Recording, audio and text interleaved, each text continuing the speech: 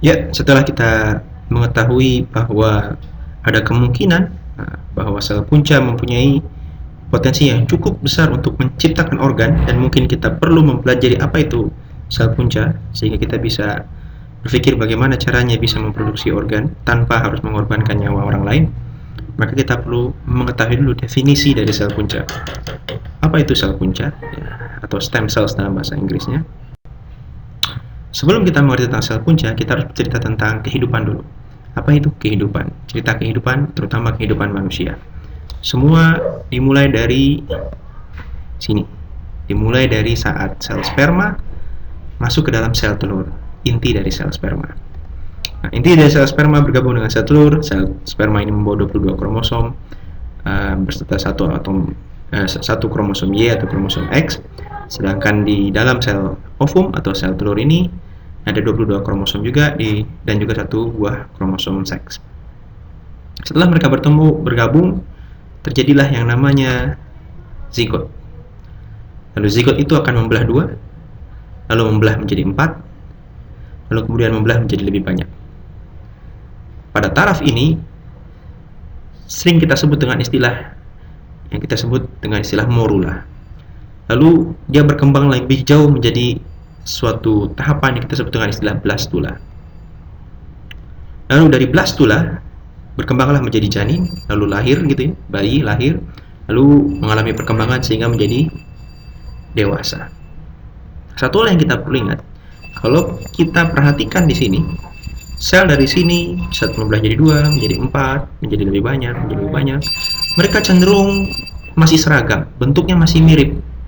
Dan perlu juga diingat bahwa secara genetis kromosom mereka sejak ada penggabungan antara sel sperma dengan sel ovum, setelah itu jumlah kromosom mereka, gen mereka isinya sama.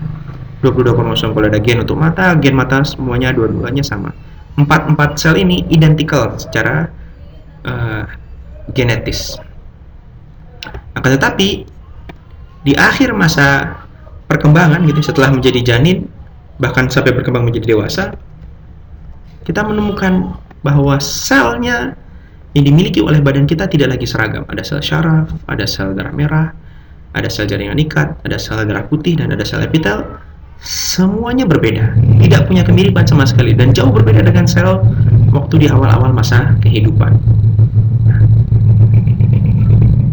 Ini menjadi suatu hal yang menarik gitu ya. Kemudian kita jadi bertanya, di manakah sel punca di antara semua sel ini? Apakah sel ini yang masih di awal, atau sel-sel yang sudah menjadi sel yang kita sering menyebut sel ini sel yang terspesialisasi? Artinya sudah mengalami spesialisasi, ini sel khusus untuk neuron, ini sel khusus untuk darah, gitu ya, dan seterusnya. Nah, yang mana yang stem cell? Nah, memperkenalkan stem cells secara makna, kalau kita bandingkan ini adalah zigot gitu ya, maka stem cells adalah sel yang bisa berubah menjadi sel-sel yang lain. Sebuah sel yang awalnya sederhana seperti ini gitu, tapi dia bisa berubah menjadi sel-sel yang lain, mengalami spesialisasi. Proses spesialisasi ini dari zigot sehingga terbentuk menjadi sel darah merah dan yang lainnya disebut dengan proses diferensiasi atau spesialisasi.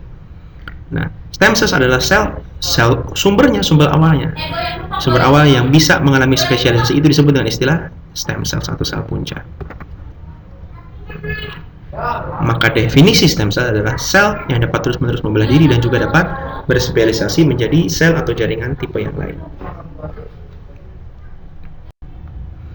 Ya, setelah kita mengetahui bahwa ada kemungkinan bahwa sel punca mempunyai potensi yang cukup besar untuk menciptakan organ, dan mungkin kita perlu mempelajari apa itu sel punca sehingga kita bisa berpikir bagaimana caranya bisa memproduksi organ tanpa harus mengorbankan nyawa orang lain, maka kita perlu mengetahui dulu definisi dari sel punca.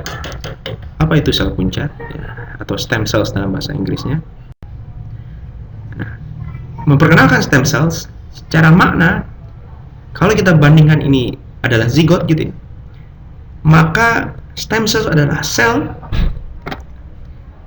yang bisa berubah menjadi sel-sel yang lain.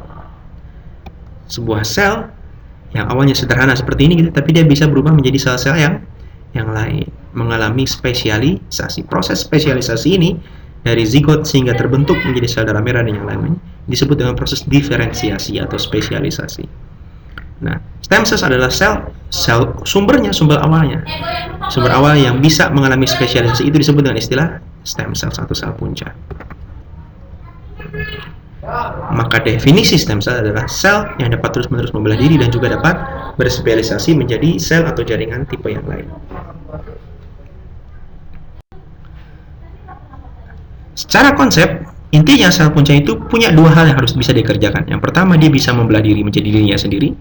Seperti tadi kita saat dia membelah menjadi 2, menjadi 3, menjadi 4, menjadi 8, menjadi lebih banyak gitu dan seterusnya.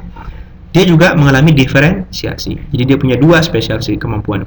Yang pertama dia punya self renewal, copying, dia punya diferensiasi menjadi specializing gitu ya. Nah, sel punca menjadi dirinya sendiri, dari sel punca menjadi sel punca, atau sel punca menjadi sel yang terspesialisasi.